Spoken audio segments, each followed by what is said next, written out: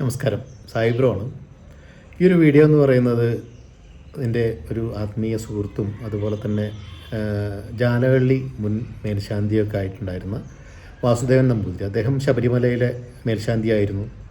അദ്ദേഹം കുറേ വർഷങ്ങളായിട്ട് ബാംഗ്ലൂരിൽ തന്നെയാണ്. ഞാനും അദ്ദേഹത്തെ പരിചയപ്പെട്ടിട്ട് ഒരു 2-3 വർഷത്തോളമായി. പലപ്പോഴും എന്നെ വിളിക്കുന്ന ഒരു സുഹൃത്ത് എന്ന നിലയ്ക്ക് അദ്ദേഹം കഴിഞ്ഞ ദിവസം എന്നെ വിളിച്ചിട്ട് പറഞ്ഞു, സായി ബ്രോ അവിടെ ബാംഗ്ലൂരിലുണ്ടോ എന്ന് ചോദിച്ചു. അപ്പോൾ ഞാൻ പറഞ്ഞു ഉണ്ട്.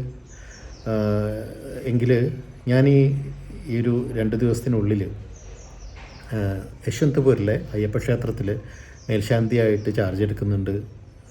അവിടെ വന്നിട്ടില്ലെങ്കിൽ തനിക്ക് അവിടെ വരാം, കാണാം, അമ്പലം കാണാം എന്നൊക്കെ പറഞ്ഞപ്പോൾ തീർച്ചയായിട്ടും അയ്യപ്പ ക്ഷേത്രങ്ങളോട് അല്ലെങ്കിൽ ക്ഷേത്രങ്ങളോട് കൂടുതൽ ആഭിമുഖ്യം പുലർത്തുന്ന ഒരു വ്യക്തി എന്ന നിലയ്ക്ക് അതിനെ കാണാൻ ആഗ്രഹിച്ചു. ആ ക്ഷേത്രത്തിൽ പോകാൻ ഉണ്ടായിരുന്നു മുൻപേ തന്നെ. അപ്പോൾ അദ്ദേഹം വിളിച്ചപ്പോൾ ആ ഒരു ക്ഷേത്രത്തിൽ പോയി അദ്ദേഹത്തിൻ്റെ ആ ചടങ്ങുകൾ പങ്കെടുത്തു. ആ ക്ഷേത്രത്തെക്കുറിച്ചും അല്ലെങ്കിൽ അതിനെക്കുറിച്ച് കൂടുതൽ അറിയാൻ ഈ ഒരു സന്ദർശനം ഇടയാക്കി. ആ ഒരു ക്ഷേത്രത്തെക്കുറിച്ചും അദ്ദേഹം മേൽശാന്തിയായിട്ട് ആ ഒരു ഏറ്റെടുക്കൽ ചടങ്ങ് നടത്തുന്നതിനെക്കുറിച്ചൊക്കെയാണ് ഈ ഒരു വീഡിയോയിൽ ഞാൻ നിങ്ങളുമായിട്ട് പങ്കുവയ്ക്കുന്നത്. തീർച്ചയായിട്ടും വീഡിയോ ഇഷ്ടമായാൽ നിങ്ങൾ കമൻറ്റ് ചെയ്യുക, ലൈക്ക് ചെയ്യുക. ഇതാണ് യശ്വന്ത്പുര എന്ന് ഞാൻ ആദ്യമായിട്ട് കേൾക്കുന്നത് ബാംഗ്ലൂരിലേക്ക് ട്രെയിനിൽ യാത്ര ചെയ്യുമ്പോൾ കണ്ണൂർ യശ്വന്ത്പുര ട്രെയിനിൻ്റെ ആയിരുന്നു അധികവും ഞാൻ ബാംഗ്ലൂരിലേക്ക് ഉള്ള യാത്ര ഷൊർണൂരിൽ നിന്ന് ആരംഭിച്ചിരുന്നത്. അപ്പോൾ തൊട്ട് കേൾക്കാൻ തുടങ്ങിയതാണ് യശ്വന്ത്പുര എന്ന സ്ഥലം. യശ്വന്ത്പുര അത്രത്തോളം ഫേമസ് ആയി മാറിയത് ആ ഒരു റെയിൽവേ സ്റ്റേഷൻ ഉള്ളതുകൊണ്ട് മാത്രം അല്ല. അതിനപ്പുറത്തേക്ക് ഇവിടെ യശ്വന്ത്പുര എന്ന് പറയുന്നത് കർണാടകത്തിൽ തന്നെ അഗ്രികൾച്ചർ പ്രൊഡ്യൂസ് മാർക്കറ്റ് കമ്മിറ്റി അവരുടെ ഒരു വലിയൊരു യാർഡ് ഈ ഭാഗത്തായിട്ടുണ്ട്. അതുപോലെ ബാംഗ്ലൂരിലെ ഏറ്റവും തിരക്കേറിയ നഗരങ്ങളിൽ ഒന്നുകൂടിയാണ് ഈ പറയുന്ന യശ്വന്ത്പുര. ഇങ്ങനെ ഒരു സ്ഥലത്ത് അതിൻ്റെ മെയിൻ റോഡിൽ തന്നെ മലയാളികൾക്ക് ആരാധിക്കാനുള്ള ഒരു ക്ഷേത്രം, ഒരു അയ്യപ്പ ക്ഷേത്രം ലഭിച്ചു എന്നത് വളരെ സന്തോഷകരമായിട്ടുള്ള ഒരു വസ്തുത തന്നെയാണ്. പലപ്പോഴും നമ്മൾ ഈ ഒരു സ്ഥലത്ത് വന്ന് നിൽക്കുമ്പോൾ ഇവിടുത്തെ വാസ്തുവിദ്യ മറ്റു കാര്യങ്ങളൊക്കെ നോക്കുമ്പോൾ കേരളത്തിലെ ഏതോ ഒരു ക്ഷേത്രത്തിൽ വന്ന് നിൽക്കുന്ന അവസ്ഥ തന്നെയാണ് എനിക്ക് ഫീൽ ചെയ്യുന്നത്. 28 വർഷത്തെ ഈ ഒരു ക്ഷേത്രത്തിൻ്റെ ചരിത്രം പരിശോധിക്കുകയാണെങ്കിൽ ചെറിയൊരു ഭജനസമിതിയായി തുടങ്ങിയ ഈ ഒരു ക്ഷേത്രം അന്നത്തെ കാലത്ത് വളരെ കഷ്ടതകൾ അനുഭവിച്ചുകൊണ്ട് വളരെയധികം സ്ട്രഗിൾ ചെയ്തുകൊണ്ട് മലയാളികളുടെ ഒരു കൂട്ടായ്മ ആണ് ഈ ഒരു പ്രവർത്തനമായിട്ട് മുന്നോട്ട് പോയത്. അതിൻ്റെ തലപ്പത്ത് ആ ഒരു പ്രവർത്തനത്തിന് അന്നും ഇന്നും ചുക്കാൻ പിടിച്ചിരുന്നത് CV നായർ എന്ന് പറയുന്ന അദ്ദേഹമായിരുന്നു. അദ്ദേഹം തന്നെയാണ് ഇന്നത്തെ ഈ ക്ഷേത്രത്തിൻ്റെ മാനേജറായിട്ട് പ്രവർത്തിക്കുന്നതും. സ്വന്തം ജീവിതം ഒരു ക്ഷേത്രത്തിനായിട്ട് ഒഴിഞ്ഞു വയ്ക്കുക എന്നൊക്കെ പറഞ്ഞു കഴിഞ്ഞാൽ അത് അദ്ദേഹത്തെ ഇവിടെ വന്ന് നമുക്ക് കാണുമ്പോഴാണ് മനസ്സിലാവുന്നത്.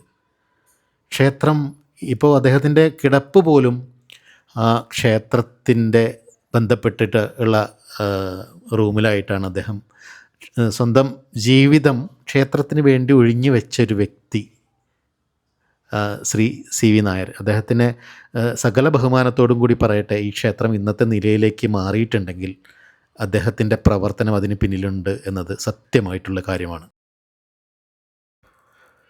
മലയാളികൾ പൊതുവെ സ്വന്തം ഗ്രാമത്തിൻ്റെ ഒരു പൈതൃകം എവിടെ പോയാലും അത് കാത്തു സൂക്ഷിക്കാൻ ആഗ്രഹിക്കുന്ന വ്യക്തികളാണെന്ന് നമ്മുടെ ജീവിതത്തിൽ നിന്ന് നമുക്ക് മനസ്സിലാക്കാൻ പറ്റും. കാരണം നമ്മൾ ഏത് സ്ഥലത്ത് പോയാലും അവിടെയൊക്കെ നമ്മുടേതായ എന്തെങ്കിലും നമ്മൾ ജീവിച്ച് വളർന്ന ആ സാഹചര്യങ്ങളുടെ എന്തെങ്കിലുമൊക്കെ ഒരു ചാരുത നമ്മളെപ്പോഴും കാത്തു സൂക്ഷിക്കാൻ ശ്രമിക്കുന്ന ആളുകളാണ്.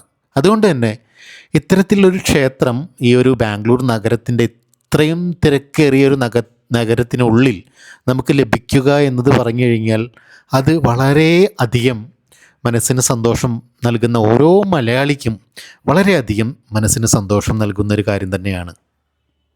ബാംഗ്ലൂരിലുള്ള എൻ്റെ സുഹൃത്തുക്കളോടാണ്, നിങ്ങൾ ഇതുവരെ ഈ ക്ഷേത്രം സന്ദർശിച്ചിട്ടില്ല എങ്കിൽ നിങ്ങൾക്ക് നിങ്ങളുടെ ആ ഒരു നാട്ടിലെ ക്ഷേത്രം ഇവിടെ ഫീൽ ചെയ്യണം എന്നുണ്ടെങ്കിൽ ജസ്റ്റ് ഒന്ന് യശ്വന്ത്പുര വന്ന് നിങ്ങളൊന്ന് കയറി തൊഴുതിറങ്ങുമ്പോൾ ഉറപ്പായിട്ടും നിങ്ങൾക്ക് ആ ഒരു ഫീല് കിട്ടും എന്നത് തന്നെയാണ് ഞാൻ എൻ്റെ അനുഭവത്തിൽ നിന്ന് മനസ്സിലാക്കിയ ഒരു കാര്യം. കാരണം വേറൊന്നുമല്ല, വളരെ വളരെ എന്താ പറയുക, ശാന്തമായിട്ട് ആ ക്ഷേത്രത്തിനുള്ളിൽ എന്തൊക്കെയോ ചില പോസിറ്റീവ് എനർജി നമുക്കായിട്ട് കാത്തിരിക്കുന്നുണ്ട്.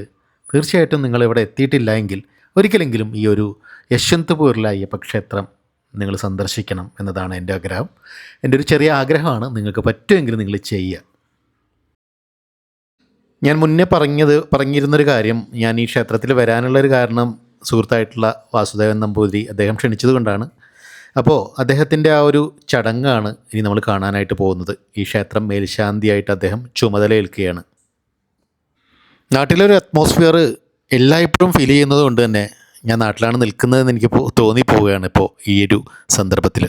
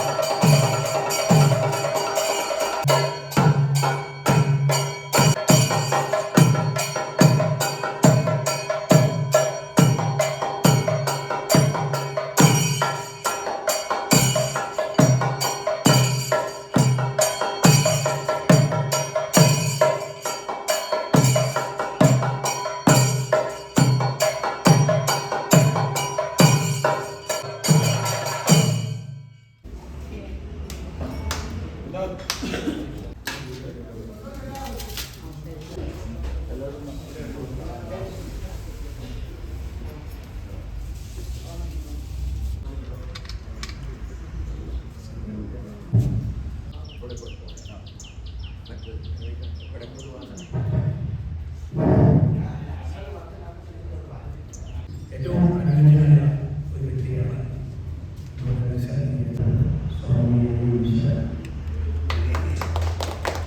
ക്ഷേത്രത്തിന്റെ ചൈതന്യം വർദ്ധിക്കുക എന്നുള്ളത് വർദ്ധിക്കണമെങ്കിൽ അവിടുത്തെ അധമത്തിലാവാം അധം എന്ന് പറഞ്ഞാൽ ചീത്ത എന്നുള്ളത് ഒരു സ്റ്റേജ് ഇതിലാണ്. അപ്പോൾ നമ്മളെന്താ വെച്ച് കഴിഞ്ഞാൽ സാധാരണ പൂജകളുടെ പ്രത്യേകത എന്താ വെച്ച് കഴിഞ്ഞാൽ ഷഡംഗന്യാസമാണ്. 6 ന്യാസത്തിൽ നമ്മുടെ ശരീരത്തിൽ ഏറ്റവും പ്രധാനമായിട്ടുള്ള 6 ഭാഗങ്ങൾ. ഒന്ന് ഹൃദയം, ഒന്ന് ശിരസ്, ഒന്ന് ശിഖ, പിന്നെ കവചം, നേത്രം, അസ്ത്രം. ഇങ്ങനെ ഈ 6 ഇതാണ് പ്രധാനമായിട്ട് സങ്കല്പിക്കുന്നത്. പക്ഷെ അതേസമയം ആ പൂജ കുറച്ചുകൂടി ലിപി തത്വങ്ങളാണ്, പഞ്ചതത്വങ്ങൾ. ശക്തി മുഴുവനെ അതിലേക്ക് ആവാഹിക്കുക എന്നുള്ളത്. അപ്പം എന്താണ് ഈ കലയുടെ തത്വത്തിന് എന്ന് പറഞ്ഞാൽ ഈ പ്രപഞ്ചത്തിലെ ഊർജങ്ങളെ കലകളും തത്വങ്ങളും കലാതത്വങ്ങൾ തന്നെയാണ്. ഈ കലാതത്വം മനസ്സിലാക്കി കഴിഞ്ഞാൽ നിങ്ങൾക്ക് ഭഗവത്ഗീത എന്താ മനസ്സിലാവും, നിങ്ങൾക്ക് ഭാഗവതം എന്താണെന്ന് മനസ്സിലാവും, നിങ്ങൾക്ക് ഉപനിഷത്തുകൾ പിന്നെ വേറെ ആരും പറഞ്ഞിട്ടുണ്ടോ നിങ്ങൾ പറയുമ്പോഴൊക്കെ നിങ്ങൾക്ക് മനസ്സിലാവും. ഇത് അപ്പം ഈ കലാതത്വങ്ങളും അല്ലെങ്കിൽ ഈ ഷടത്വം ശരിക്കും പൂജയ്ക്ക് മാത്രമല്ല, നമുക്ക് ഉപാസിക്കാനുള്ളതും കൂടിയാണ്. അപ്പൊ ഇവിടെ ഇത് നമ്മൾ ഉൾക്കൊണ്ട് കഴിഞ്ഞാൽ നമ്മളുടെ ഈ ഒരു ക്ഷേത്രം തിരഞ്ഞെടുത്തത് എന്തുകൊണ്ടാണെന്ന് ചോദിച്ചപ്പോൾ അദ്ദേഹത്തിൻ്റെ മറുപടി ഇത്തരത്തിലായിരുന്നു. വേറൊന്നുമല്ല, ഈ ഇന്നത്തെ യുവതലമുറയ്ക്ക് നമ്മൾ ക്ഷേത്രങ്ങളിൽ എന്തിനു പോകുന്നു അല്ലെങ്കിൽ പൂജാവിധി ഇതിനെക്കുറിച്ചൊന്നും ആരും പറഞ്ഞു കൊടുക്കുന്നില്ല. അതിൻ്റെ അടിസ്ഥാനമായിട്ടുള്ള കാര്യങ്ങൾ എന്തുകൊണ്ട് ഇത്തരത്തിലുള്ള പൂജകൾ ചെയ്യുന്ന ആ പൂജകളുടെ ഫലം എന്താണ് എന്നൊക്കെയുള്ള കാര്യങ്ങൾ അവർക്കറിയില്ല. ശരിക്കും പറഞ്ഞു കഴിഞ്ഞാൽ എനിക്ക് പോലും അറിയില്ല. ഞാനും എന്താ പറയുക, പൂജകൾ കാണുന്നു, പക്ഷേ ആ പൂജകൾ കൊണ്ട് നമുക്കുണ്ടാകുന്ന എഫക്റ്റ് എന്താണ് ജീവിതത്തിൽ എന്നൊക്കെ അദ്ദേഹം വളരെ സ്പഷ്ടമായിട്ട് നമ്മളോട് പറഞ്ഞു തരുന്നുണ്ട് ഈ വീഡിയോയിൽ. അതുകൊണ്ട് തന്നെയാണ് അദ്ദേഹം ഈ ഒരു ക്ഷേത്രം തിരഞ്ഞെടുത്തതും ഇവിടുത്തെ പ്രവർത്തനങ്ങളിൽ പങ്കാളിയായിക്കൊണ്ട് ഒരു സമൂഹത്തിന് അദ്ദേഹത്തിന് എന്തു കൊടുക്കാൻ പറ്റും അദ്ദേഹത്തിൻ്റെതായിട്ടുള്ള രീതിയിൽ അദ്ദേഹം നൽകുന്നു എന്നതാണ് എന്നോട് പറഞ്ഞത്. തീർച്ചയായിട്ടും അദ്ദേഹത്തിൻ്റെ വാക്കുകൾ നമുക്ക് ഈ വീഡിയോയിൽ കേൾക്കാം. എന്താണ് അദ്ദേഹത്തിൻ്റെ ഒരു കൺസെപ്റ്റ് ഈ ഒരു ക്ഷേത്രം തിരഞ്ഞെടുക്കുമ്പോൾ ഈ ക്ഷേത്രത്തിനോട് ബന്ധപ്പെട്ട് എന്നതാണ് അദ്ദേഹം പറയുന്നത്.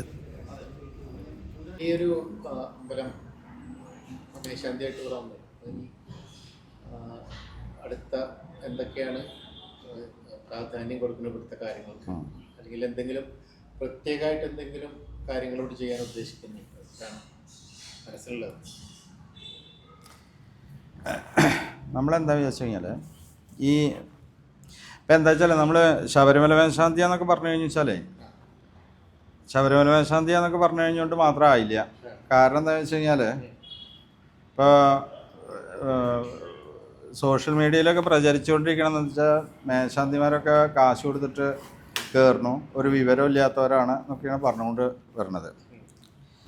അപ്പോൾ അങ്ങനെ വരുമ്പോൾ എന്താ വെച്ചാൽ നമ്മൾ വേറൊരു മേൽശാന്തിയാണ് ഉള്ളതുകൊണ്ട് കാര്യമില്ലല്ലോ. അപ്പം എന്താണ് ശബരിമല മേൽശാന്തിയായിട്ട് ഇപ്പം ഈ ക്ഷേത്രത്തിൽ ഇപ്പം എന്താ പ്രത്യേകത എന്നുള്ളൊരു ചോദ്യം വരുന്നുണ്ട്. അപ്പം നമ്മളെന്താണെന്ന് വെച്ച് കഴിഞ്ഞാൽ ഇവിടെ പ്രത്യേകിച്ചിട്ട് എന്താ വെച്ചാൽ നമ്മൾ ഇവിടെ ഷഡത്വമായിട്ടാണ് പൂജ എന്നുള്ളതാണ് ഇവിടുത്തെ പ്രത്യേകത. അപ്പൊ നമ്മൾ പൂജയുടെ ഒരു അടിസ്ഥാന തത്വങ്ങളുണ്ട്. അപ്പൊ ആ അടിസ്ഥാന തത്വങ്ങളിൽ ഈ ഷഡത്വം എന്ന് പറയുന്നത് ഈ പ്രപഞ്ചത്തിലെ എല്ലാ ഊർജങ്ങളെയും എന്ത് ചെയ്യാണ്, ഊർജങ്ങളെയും ഉപാസിക്കുന്ന ഒരു രീതിയാണ്. യഥാർത്ഥത്തിൽ തന്ത്രശാസ്ത്രത്തിൽ പറയുന്നത് എന്താ വെച്ചാൽ പൂജ ചെയ്യാൻ എന്നുള്ളതല്ല, സത്യത്തില് ഉപാസിക്കാനുള്ള ഒരു മാർഗമാണ്. ഇതന്നെയാണ് ഈ ഷഡത്വം തന്നെയാണ് ഈ ഭാരത സംസ്കാരത്തിന്റെ അല്ലെങ്കിൽ ഒരു ഇന്ത്യൻ ഫിലോസഫിയുടെ ബേസിക് തത്വം എന്ന് പറയുന്നത് ഈ ഷഡത്വ എന്ന് പറഞ്ഞു കഴിഞ്ഞാൽ നിങ്ങൾ ഈ ബ്രഹ്മം എന്താന്നുള്ളത് അറിയാം, അതുപോലെ തന്നെ നിങ്ങളുടെ ജീവൻ എന്താന്നുള്ളത് അറിയാം. ഈ 2 കാര്യങ്ങളാണ് അടിസ്ഥാനമായിട്ടുള്ളത്. അപ്പൊ ജീവന്റെ തത്വങ്ങൾ, ജീവതത്വവും ഈ പ്രപഞ്ചത്തിന്റെ കോസ്മിക് എനർജി, ആ കോസ്മിക് എനർജിയുടെ എസൻസ് എന്ന് പറയുന്നത് ബ്രഹ്മതത്വമാണ്. ഇതന്നെയാണ് ഈശ്വരൻ. അപ്പോൾ നമ്മൾ എന്താ വെച്ചെങ്കിൽ സാധാരണ നമ്മൾ ഇപ്പോൾ ഒരു പൂജയിലാണോ വിചാരിച്ചു കഴിഞ്ഞാൽ ഇപ്പൊ ഷൾപീഠം പൂജിക്കുക എന്ന് പറയും. എന്ന് പറഞ്ഞു കഴിഞ്ഞാൽ നമ്മളെന്താ വെച്ചാല് 6 നമ്മളുടെ ശരീരത്തിലെ ചില ഏറ്റവും പ്രധാന കേന്ദ്ര സ്ഥാനങ്ങൾ, ഒരു ഉദാഹരണം പറഞ്ഞ ഹൃദയം, അതുപോലെ തന്നെ നമ്മുടെ ശിരസ്, നമ്മുടെ ശിഖ, ഇതൊക്കെ നമ്മുടെ ശരീരത്തിലെ ഏറ്റവും പ്രധാനപ്പെട്ടിട്ടുള്ള ചില പോയിന്റുകളാണ്. ഹൃദയം എന്ന് പറഞ്ഞു കഴിഞ്ഞാൽ നമ്മുടെ അവിടെ അനാഹത ചക്രം നിലനിൽക്കുന്ന ഒരു സ്ഥലമാണ്. അപ്പൊ അനാഹത ചക്രം എന്താണ്? അനാഹത ചക്രത്തിന് ചില പ്രത്യേകതകളുണ്ട്. അത് എങ്ങനെ ഉപാസിക്കണം എന്ന് ഋഷീശ്വരന്മാർ നമുക്ക് പറഞ്ഞു തന്നിട്ടുണ്ട്. അതാണ് ഈ ഷഡ് ആധാര പ്രതിഷ്ഠ എന്ന് പറയുന്നതിന്റെ അടിസ്ഥാനം തന്നെ ഈ ആധാരങ്ങളാണ്. എന്ത് നമ്മുടെ ഈ ഷഡ് ആധാരം എന്ന് പറയുമ്പോൾ നമ്മുടെ ശരീരത്തിലുള്ള ആധാരങ്ങളുണ്ട്. നട്ടലിൽ 6 ആധാരങ്ങള്, നട്ടലില് മൂലാധാരം മുതൽക്ക് സഹസ്രാരം വരെ 6 ആധാരങ്ങളാണ് പ്രധാനമായിട്ട് എന്ത് പറയുന്നത്, പ്രധാന കേന്ദ്ര സ്ഥാനങ്ങളായിട്ട് പറയണത്. ഇവിടേക്ക് എന്താ ചില ഊർജം കേന്ദ്രീകരിക്കപ്പെടുന്ന, അപ്പൊ ഈ നട്ടലിൽ നിന്നാണ് എന്താ വെച്ചാൽ എല്ലാ സിരകളും ഉത്ഭവിച്ച് പുറത്തേക്ക് പോണത്. അപ്പൊ അതിന്റെ ചില കേന്ദ്രങ്ങളുള്ള മൂലാധാരം, സ്വാധിഷ്ഠാനം, മണിപൂരകം എന്നൊക്കെ പറയുന്ന 6 ആധാരങ്ങളൊക്കെ ഇതിനെ ബന്ധപ്പെടുത്തിയിട്ടാണ്. ഇതന്നെയാണ് ഷഡാധാര പ്രതിഷ്ഠയുടെയും അടിസ്ഥാന തത്വം എന്ന് പറയുന്നത്. അപ്പൊ ഈ ജീവതത്വം എന്താണ്, ബ്രഹ്മതത്വം, ബ്രഹ്മം എന്താണ്, ജീവൻ എന്താണ്, ഇതിനെ കുറിച്ചിട്ടുള്ള സയൻസ്, അത് സയൻസ് സ്പിരിച്വലി നമുക്കത് പറഞ്ഞു തരുന്നുണ്ട്. അപ്പൊ അതാണ് ഈ ഷഡത്വത്തിൽ വരുന്നത്. ഈ കോസ്മിക് എനർജിയെ നമ്മൾ എന്ത് ചെയ്യണം വെച്ചാൽ, കോസ്മിക് എനർജിയെ മുഴുവൻ അതിൻ്റെ ഉള്ളിൽ വരും. അതുപോലെ തന്നെ എന്താണെന്ന് വെച്ചാൽ ഈ ബയോളജിക്കൽ എനർജി അല്ലെങ്കിൽ ജീവന്റെ എനർജി എന്തൊക്കെയാണോ അത് മുഴുവൻ അതിൻ്റെ ഉള്ളിൽ വരും. അതിനെ ഷഡത്വത്തിൽ എങ്ങനെയാണോ പറയാന്ന് വെച്ചാൽ ലിപി, അതുപോലെ തന്നെ കല, തത്വം, വർണ്ണം, മന്ത്രം, പദം, ഇങ്ങനെ 6 ആയിട്ടാണ് തരംതിരിച്ചിട്ടുള്ളത്.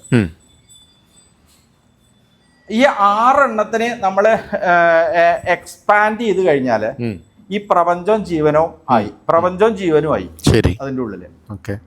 അപ്പൊ ഇത് നമുക്ക് ഉപാസിക്കുകയും ചെയ്യുക, ഉപാസന, അതുപോലെ തന്നെ നമ്മുടെ ഉപാസന തന്നെയാണ് പൂജയായിട്ട് അത് മാറണത്. ഉപാസന അതൊരു പൂജയായിട്ട് മാറുകയാണ്. അത് ഉപാസന ചെയ്യുമ്പോൾ സൂക്ഷ്മതലത്തിലാണ് അത് നടക്കുന്നത്. അത് പൂജയായിട്ട് വരുമ്പോഴേക്കും അത് സ്ഥൂലമായിട്ടുള്ള ഭാവത്തിലേക്ക് വരും. പറഞ്ഞ പഞ്ച തത്വങ്ങളെ കുറിച്ചിട്ട് എന്താണ്, ജലഗന്ധ, പുഷ്പ, ധൂപ, ദീപങ്ങൾ, ഈ 5 എണ്ണം എന്ന് പറഞ്ഞാൽ അടിസ്ഥാനമായിട്ടുള്ള ഈ പ്രപഞ്ചത്തിന്റെ ഊർജ്ജമാണ്. ജലത്തിന്റെ ഊർജ്ജം, ഭൂമിയുടെ ഊർജ്ജം, അതുപോലെ പഞ്ചഭൂതങ്ങളുണ്ടല്ലോ. അപ്പൊ ഇതന്നെയാണ് ഇത് സ്ഥൂലമായിട്ടുള്ള ഭാവത്തിലാവുമ്പോഴേക്ക് അത് ഇതായിട്ടുള്ള പൂജയായിട്ട് വരും. അപ്പോ ഇവിടെയുള്ള പ്രത്യേകത എന്ന് പറഞ്ഞാൽ അടിസ്ഥാനമായിട്ട് തന്നെ ഷഡത്വമായിട്ടുള്ള പൂജയാണ്. അപ്പൊ എന്താ അതിന്റെ പ്രത്യേകത എന്ന് പറഞ്ഞു കഴിഞ്ഞാൽ, അത് എന്താ വെച്ചാൽ വളരെ ഫാസ്റ്റായിട്ട് ഊർജം വളരെ ഫാസ്റ്റ്. നമ്മളൊരു അതിന്റെ ചുരുക്കി പറഞ്ഞു കഴിഞ്ഞാൽ നമ്മൾ പ്രാർത്ഥിച്ചു കഴിഞ്ഞാൽ പെട്ടെന്ന് ഫലം കിട്ടും.